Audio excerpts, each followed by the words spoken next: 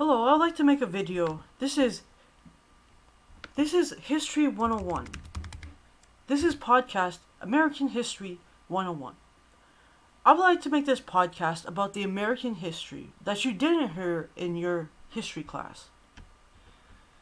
I'm sure you've heard of the history that you heard in history class, that the settlers, who were the Scots who came, were the ones who invented something called the Hudson's Bay Company, which was one thing we have in Canada, Hudson's Bay Company.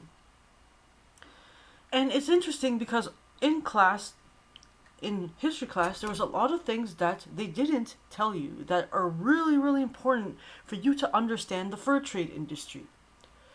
The first thing that they didn't tell you was that the Hudson's Bay Company and the fur trade industry and the silk trade industry were all just a big ruse and a big cover for drugs. How do I know? Well, if you look at historical data, in that time, how did the Scots and the English get so damn rich?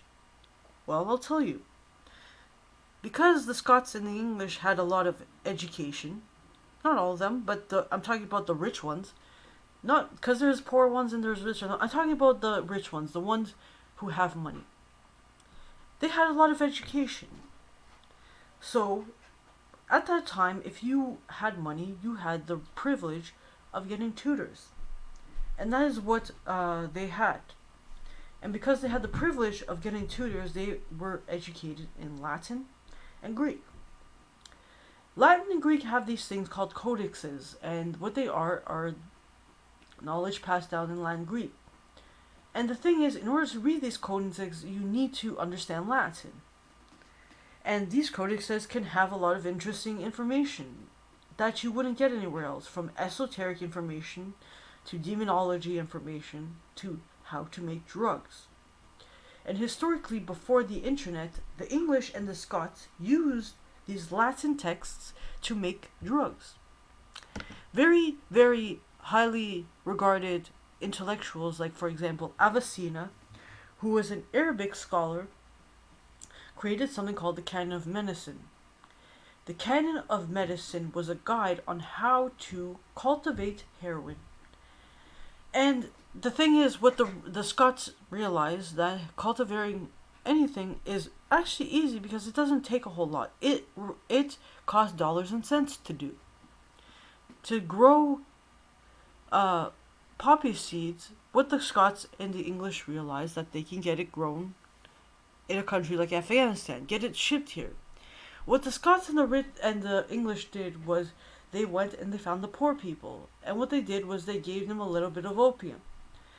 So they started giving them opium, and they're like, "Oh, that feels really great. That feels really great. So like, can I have some more of that opium?" Because that's how drugs work.